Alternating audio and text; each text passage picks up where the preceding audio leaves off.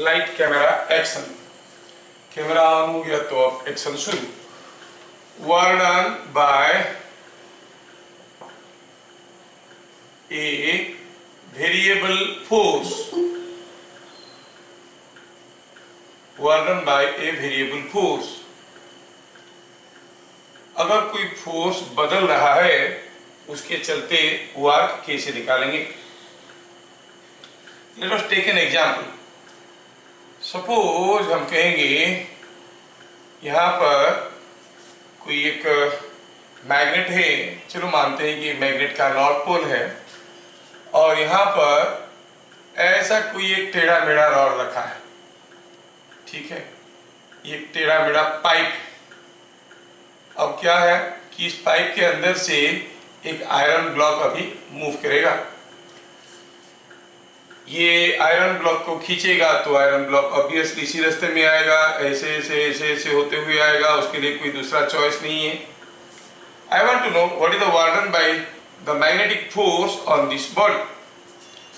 लेकिन हमें ये मालूम है कि जैसे जैसे ये ब्लॉक पास आने लगेगा, the force on the block will be increasing in magnitude. धीरे धीरे फोर्स का स्ट्रेंथ बढ़ने लगेगा। यहाँ पर इसके ऊपर जितना फोर्स था पास आएगा तो फोर्स बढ़ने लगेगा। फोर्स कांस्टेंट नहीं है, it's a case of variable force. हमें वर्क निकालना है, कैसे निकालेंगे? हमें तो मालूम है कि work is a scalar quantity. तो वर्क निकालने के लिए हम लोग क्या करेंगे? हम देखेंगे पहले कि ये जो ब्लॉक है, ये ब्लॉक जब यहाँ पर था, सपोज जब वो ब्लॉक यहाँ पर था, उसके ऊपर मान लो कि कोई फोर्स F1 आ रहा था। जब वो यहाँ पर था, इसके ऊपर कोई फोर्स F2 आ रहा था। Force was continuously changing. We consider a small displacement ds1 here. We consider a small displacement ds1. F1 F2 vector से, ds1 भी वेक्टर है। जब वो यहाँ पर था, let us consider a small displacement ds2. So what is ds1? A small displacement along the path. अब ये डिस्प्लेसमेंट इतना छोटा लेंगे कि हम एज्यूम करेंगे कि यहाँ पर और यहाँ पर फोर्स F1 ही है। सपोज हम कहेंगे पाइप 1 मीटर लंबा है and our displacement is 0.001 millimetre. तो इतना छोटे डिस्प्लेसमेंट में फोर्स में तो कोई चेंज आएगा नहीं। So we assume a small displacement ds1, and taking small is advantageous because over this displacement the force is assumed to be constant. हम निकाल लेंगे यहाँ से यहाँ तक आने में कितना वर्क होगा हमारे पास, क्योंकि फोर्स कांस्टेंट है तो F डॉट ds1 कर लेंगे। फिर यहाँ से यहाँ पर, यहाँ से यहाँ पर, यहाँ से यहाँ पर, ऐसे करके सारा वर्क निकाले और जोड़ दिए। तो हम क्या कहेंगे?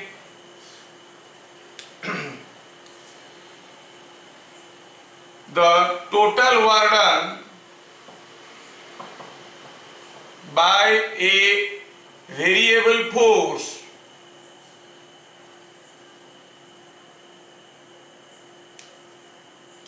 is W is equal to summation of all such small work done. I say it is F1 ds1 F2 ds2, सबको जोड़ते जाएंगे, सारा छोटे छोटे डिस्प्लेसमेंट को जोड़ते जाएंगे तो will get the total work done. What does this represent? This is nothing but summation of fi dsi। ध्यान रहे कि dsi is, what is dsi? Here dsi is such a small displacement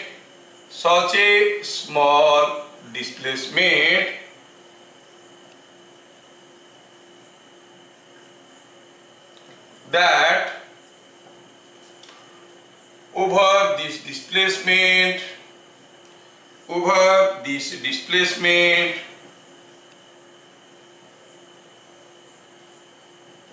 the force can be assumed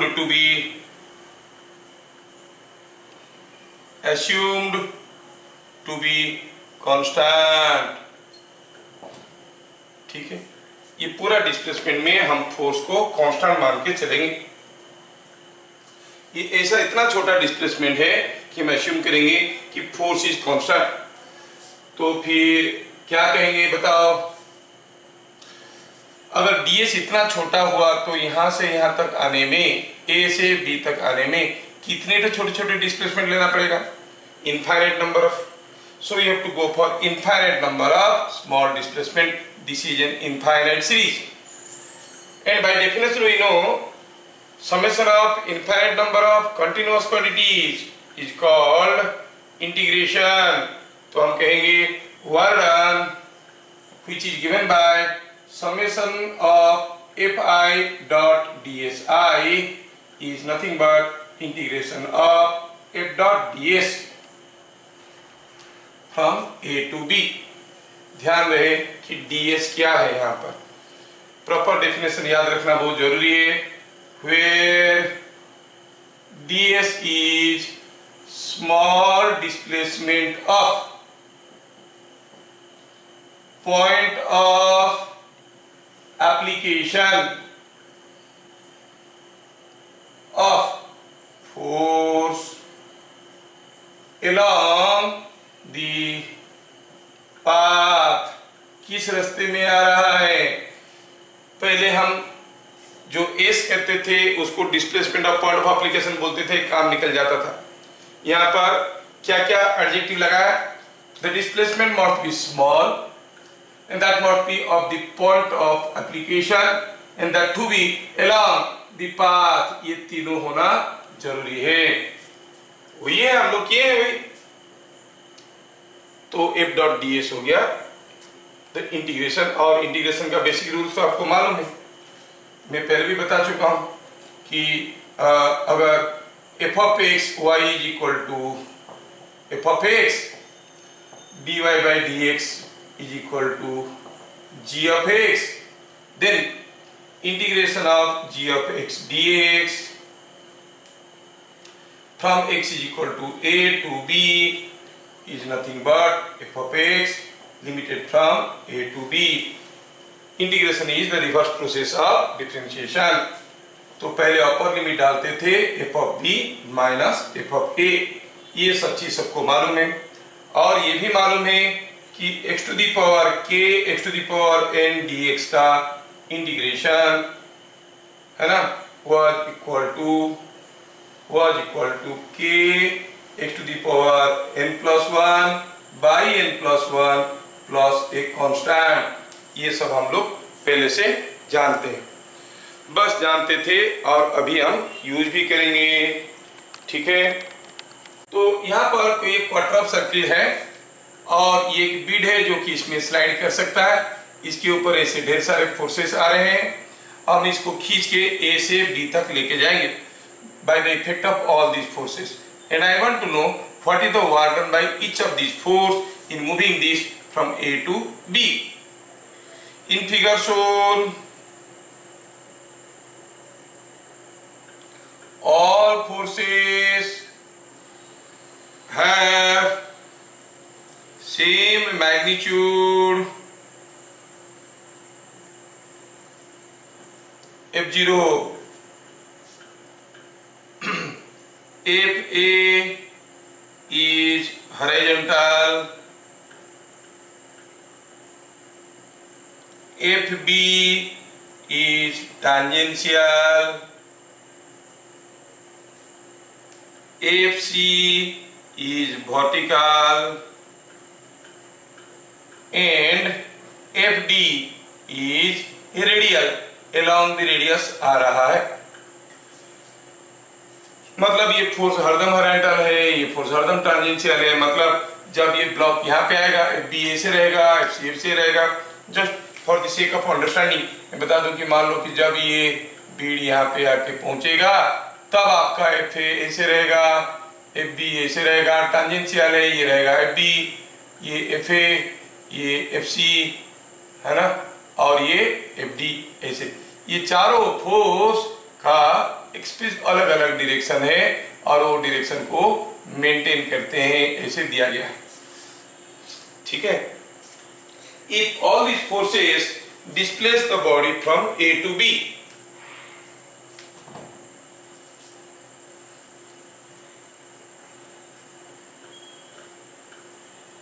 क्या लिखेंगे? If the bead is displaced from A to B with the four forces, find work done by each force. Work done by each force, हर एक force से कितना work हुआ. What is the work done by each force we want to know. ठीक है, हमें दिख रहा है कि ये क्वार्टर सर्कल है, रेडियस आ रही है, रेडियस आ रहे. अगर कोई फोर्स कांस्टेंट है तो हम सीधे सीधे उसका डिस्प्लेसमेंट ले लेते हैं, एफ डॉट एस कर लेते हैं. यहां पर कौन कौन सा फोर्स कांस्टेंट है? कोई फोर्स कांस्टेंट कहलाएगा अगर उसका magnitude as well as direction दोनों कांस्टेंट हो. तो यहां पर देखो तो कौन कौन सा फोर्स कांस्टेंट है. एफ इज ऑलवेज हॉरिजॉन्टल और उसका मैग्नीट्यूड f0 है. तो कहीं भी रहे एफ का मैग्नीट्यूड एंड डायरेक्शन ही same, so it's a constant force. F C, इसका भी डायरेक्शन ऐसा ही है हर जगह, मतलब इसका भी मैग्नीट्यूड और डायरेक्शन दोनों कांस्टेंट है, तो ये भी कांस्टेंट फोर्स. एफ डी का मैग्नीट्यूड कांस्टेंट है, लेकिन जब यहाँ पर था डायरेक्शन ऐसे था, जब यहाँ पर था डायरेक्शन ऐसे था, जब यहाँ पर था डायरेक्शन ऐसे था. F D is not a constant force because its direction is changing.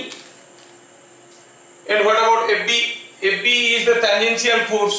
नहीं, एफ बी पहले ऐसे था, फिर ऐसे रहा, फिर ऐसे रहा, फिर ऐसे रहा, फिर ऐसा, मतलब उसका भी डायरेक्शन बदल रहा है.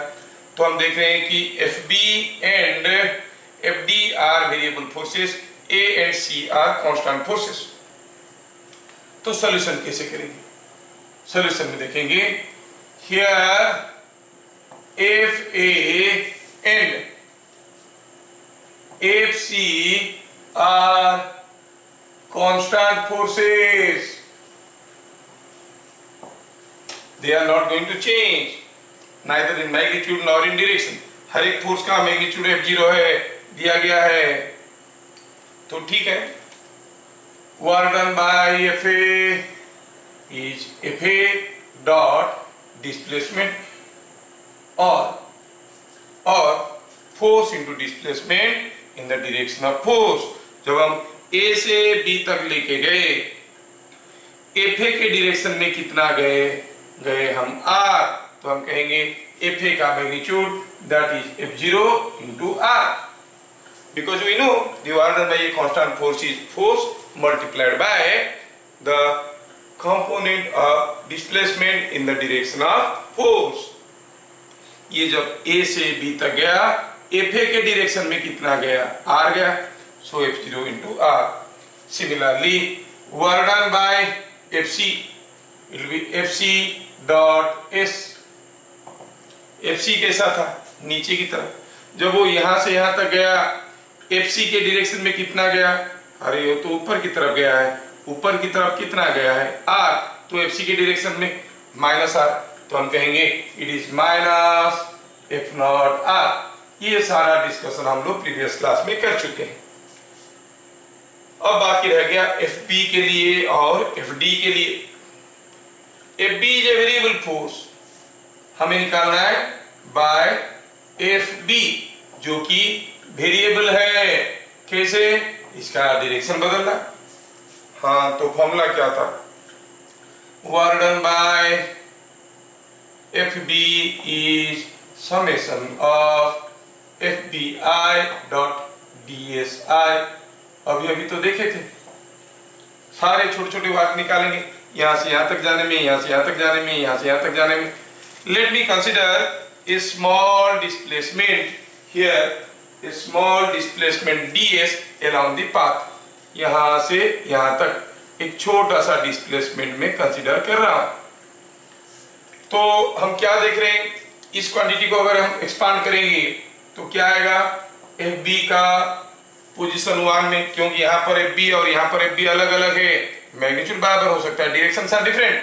सो FB1 dot DS1 plus FB2 dot DS2, we shall add them all. But when you consider FB1, FB is tangential, your DS is tangential. At any point over any displacement, you see the angle between FB and DS is 0 because both of them are along the tangent. तो ये बन जाएगा FB1 DS1 cos 0। FB1 का magnitude क्या था? FB1 का magnitude, सारे forces का मैग्नीट्यूड F0 है, तो instead of writing FB1 will write F0 DS1 cos 0। ये हो जाएगा F0 DS2 cos 0 and so on.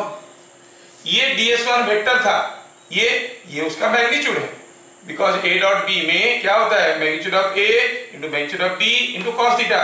ये मैग्नीट्यूड ऑफ डिस्प्लेसमेंट है, मतलब ये छोटा सा लेंथ है, DS1 is a small length. तो हम ये cos 0 तो 1 हो गया, हम F0 को कॉमन ले लिए, अंदर क्या हुआ, sum of all these magnitudes DS1 DS2 DS3 सबको जोड़ो, यहां से यहां तक DS1, यहां से यहां तक DS2 DS3 DS4, ये सारे छोटे छोटे लेंथ को जोड़ेंगे, you will get the total length here. Total length कितना होगा, इट इज F0 इंटू पूरा सर्किल का होता है 2 पाई r, ये होगा 1/4 of 2 pi r, that is F0 into pi r by 2। This is the work done bye FB, ठीक है, this is the work done bye FB। क्या वर्क हो रहा है हम लोग निकाल, समझ में आ गया। अभी अगर हम निकालेंगे work done by FD,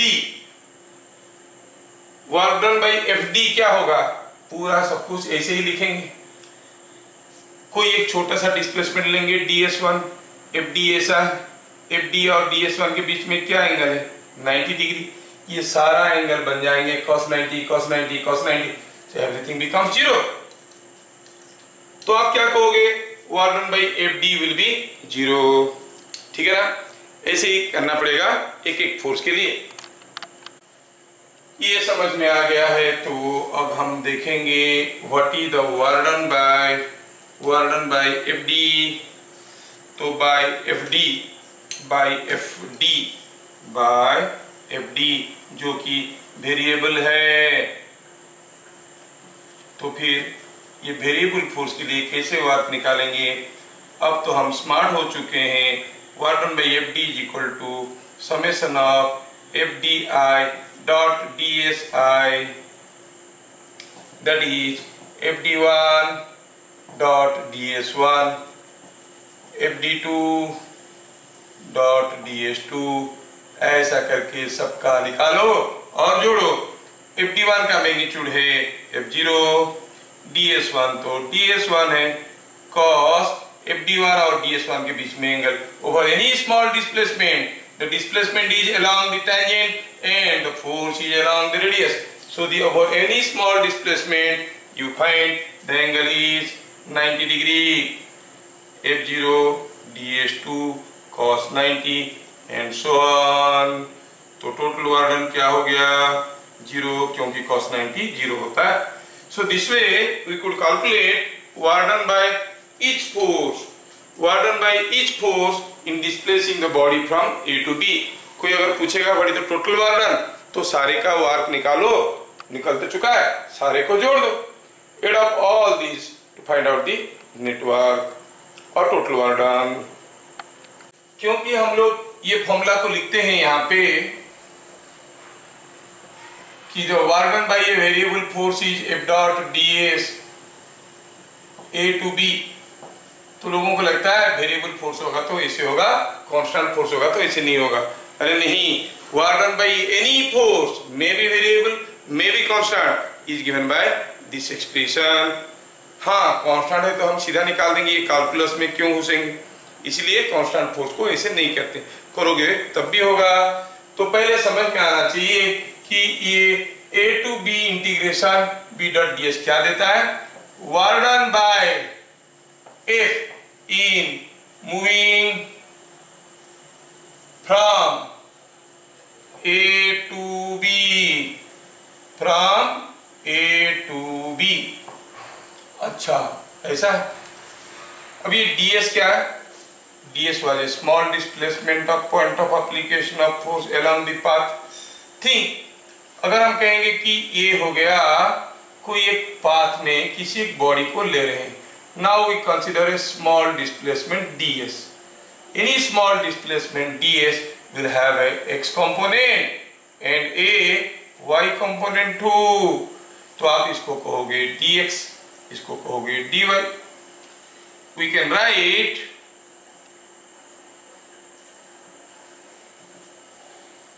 ds vector is dxi cap plus dyj cap, ऐसे हम लिख सकते हैं।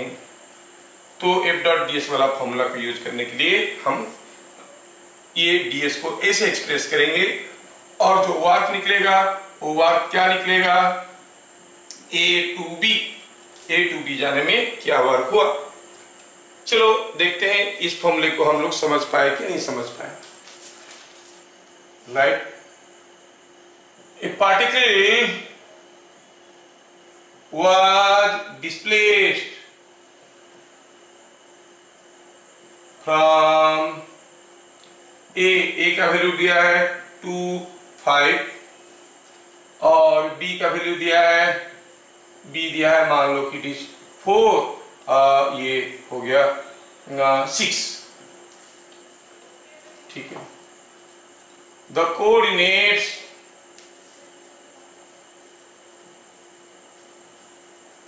आर इन मीटर, ऐसे दिया।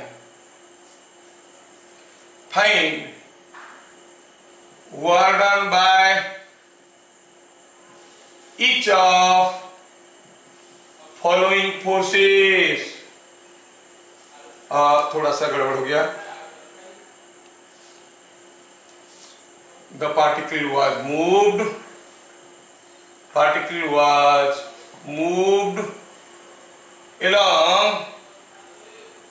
along the path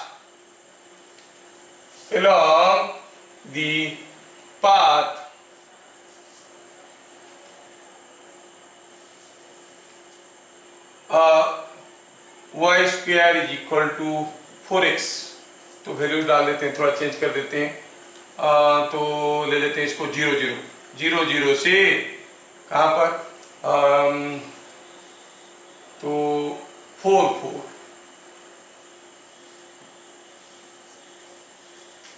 ठीक है, और इसको 1 2 इजी रह जाएगा कैलकुलेशन, हमें तो मेथड सीखना है। The particle was moved along the path y square is equal to 4x। Find work done by each of following forces मैं दे रहा हूं ऑप्शन आपका, F is equal to 3i cap plus 6j cap newton, F is equal to 4xi cap plus plus plus plus y square j cap newton, और say it is 3y square j cap newton. F is equal to 4y के plus 2x square जे के, ऐसे दे दिया। ठीक है, ऐसा करके दे दिया दिस मच न्यूटन्स। ये हर एक केस में work done by each force हमें निकालना है। अगर यही फोर्स ए से बी तक लेता है, ये लेता है, ये लेता है, तो हम कैसे निकालेंगे what is the work done in each case. तो चलो सॉल्यूशन बनाते हैं। हमारे पास तो बस टूल एक ही है, work done is F dot ds, जो कि कांस्टेंट फोर्स के लिए भी एप्लीकेबल है, वेरिएबल फोर्स के लिए भी एप्लीकेबल है। बस ds क्या है याद रखना। ds क्या था, a small displacement of point of application of force along the path. अच्छा, अगर ये बात है तो चलो चलते आगे, एक एक करके सारा वर्क निकालने की कोशिश करेंगे। एक एक करके सारा फोर्स के चलते क्या वर्क हो रहा है हम लोग निकालेंगे।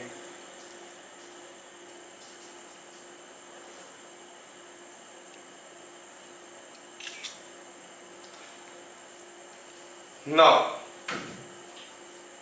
so here I will find out.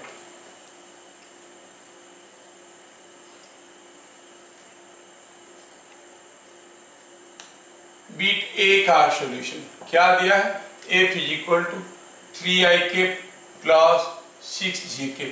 अरे ये तो कांस्टेंट फोर्स है भाई, कांस्टेंट फोर्स है तो हम सीधे सीधे F डॉट एस भी कर सकते हैं। F डॉट एस करके निकालना आपको सबको आता है। अगर हम फर्स्ट मेथड में, फंडामेंटल मेथड में देखेंगे, work done will be F dot S, क्योंकि ये कांस्टेंट है। F हो गया 3I 6J डॉट डिस्प्लेसमेंट क्या हो गया 0 0 से 1 2, मतलब 1 minus 0I plus 2 minus 0J, है ना। ये इसको करेंगे तो क्या आएगा देखो तो 3 इंटू 1 प्लस 6 इंटू ये कितना है 2, so it is coming out to be 3 plus 12 is 15 joules. Work done is 15 joules. लेकिन हम लोग तो अब कुछ नया पढ़ रहे थे, इंटीग्रेशन में इंटीग्रेशन करना है। लेट अस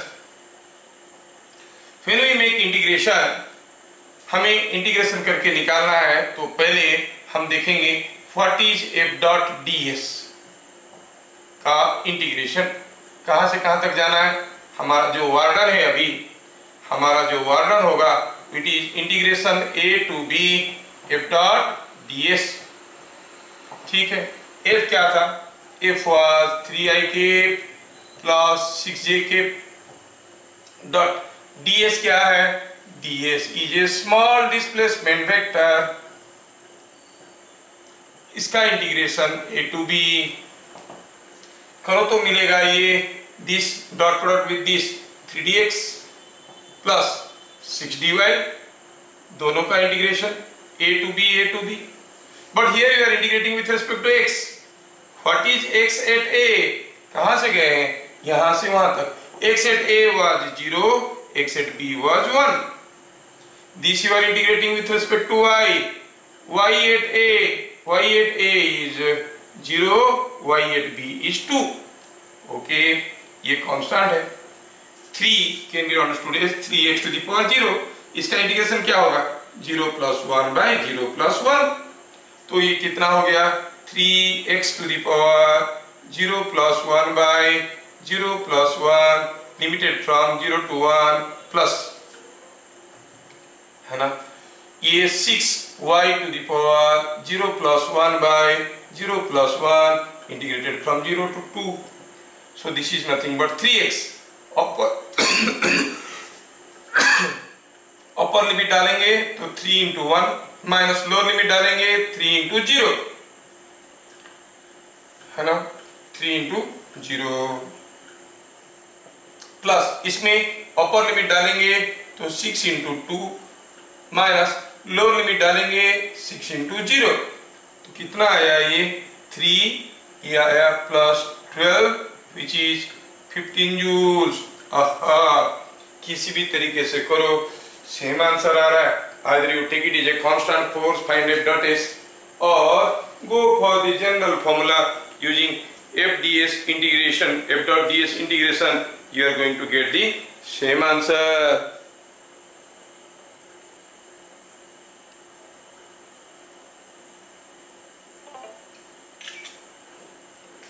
तो ये हम कर लेंगे। चलिए अब सेकेंड बीट के लिए चलेंगे। 4xi plus 3y square j। Bit number B. Bit B में क्या दिया है, दिया है कि बी दिया है force is 4xi 3y square j। हाँ, ये तो वेरिएबल फोर्स है, क्योंकि x और y बदलेंगे रास्ते में, क्योंकि हम उसको लेके जा रहे हैं along a parabola, it's equation of A parabola। जब इस रास्ते में लेके जा रहे हैं, obviously you will see x and y values are changing, so force is changing on the way। हमारे पास कोई दूसरा तरकीब नहीं है, सिर्फ एक ही तरकीब है, वो क्या है? Work done A to B is f dot ds का इंटीग्रेशन A to B। अब f is 4x I cap 3y square j cap dot ds is dx 4y square j cap dot dx I cap dy j cap करो तो क्या मिला? 4x dx। हाँ, यहाँ पर integration sign है, b to a to b, integration करो तो क्या मिलेगा?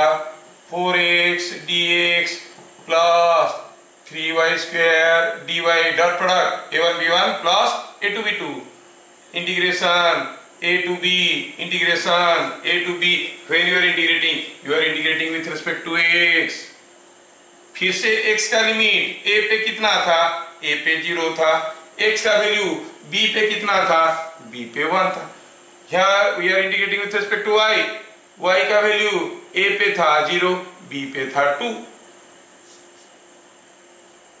अच्छा, तो ठीक है, अब इंटीग्रेशन करते हैं। 4x का इंटीग्रेशन होगा 1 plus 1 by 1 plus 1 limited from 0 to 1 plus 3y to the power 2 plus 1 by 2 plus 1 limited from 0 to 2। It is 4x square by 2, 2 cancel हो गया, 2x square 0 to 1 plus 3 cancel हो गया, क्या मिल गया? y cube 0 to 2। पहले upper limit डालेंगे तो 2 into 1 square minus 0 डालेंगे तो हो जाएगा 0, है कि नहीं? प्लस इसमें अपर लिमिट डालेंगे तो 2 cube minus 0, so it is coming out to be 2 plus 8 is 10 joules। So 10 joules of work is done in moving the body from A to B with the help of a force like this। ठीक है, देखो तरीका तो सबके लिए बराबर है, constant हो या वेरिएबल हो, इसमें कोई अंतर नहीं होता है प्रोसेस में। प्रोसेस तो सबके लिए बराबर ही रहेगा। अगर हम अभी केस 3 को कंसीडर करेंगे, 2 केस हो गया, केस 3 को कंसीडर करेंगे, क्या करेंगे? तरीका तो वही रहेगा, लेकिन यहाँ पे हमें ये कोचिंग के थ्रू से मैं आपको एक बहुत इंपॉर्टेंट इंफॉर्मेशन देने वाला हूँ थोड़ी देर बाद, तो उसको देख लेना। अब देख रहे होगे कि अभी तक जो हम वर्क निकाल रहे हैं, चाहे वो ये फोर्स के चलते या ये फोर्स के चलते, इसमें ये वाला कौन से रास्ते में जा रहा था, A to B गया, कौन से रास्ते में गया, उसका कोई मतलब नहीं बनता था, इसका कोई मतलब नहीं बनता था। ठीक है ना? कौन से रास्ते में ले रहे हैं, क्योंकि the path equation was not used. But think of the case C। Now F is given, ये सारा वेक्टर है, 4y square I cap 2x square j cap, और ऐसा, ठीक है। तो फिर F डॉट ds लिख लेते हैं, क्या हो जाएगा? सीधे सीधे लिख सकते हैं 4y square dx plus 2x square dy। Now the work done is, अच्छा ये जो अब इसको इंटीग्रेशन करना पड़ेगा, we are integrating with respect to x, हुम टू y। हाँ, तो y को in terms of x express करेंगे तब ना करेंगे। क्या दिया है? जिस रास्ते में हम जा रहे हैं, ये जो ds था, ds क्या था? किसी के रास्ते में था, जिस रास्ते में y और x के बीच में रिलेशन था, y square equal to 4x।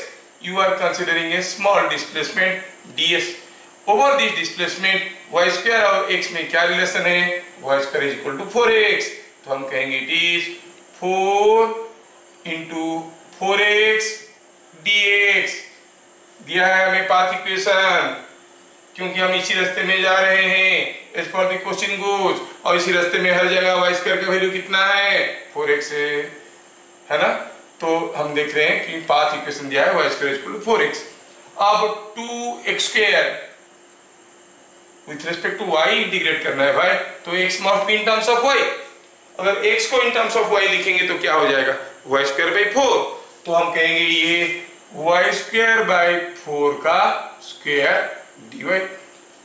अब ये क्या आ गया देखो तो 16x dx plus y square by y to the power 4 by ये कितना हो गया 16 to 8 dy। अब इंटीग्रेशन में और क्या रखा है, the work done in moving from a to b along the path y square is equal to 4x is integration a to b f dot ds that can be written as 16x dx plus y fourth by 8 dy।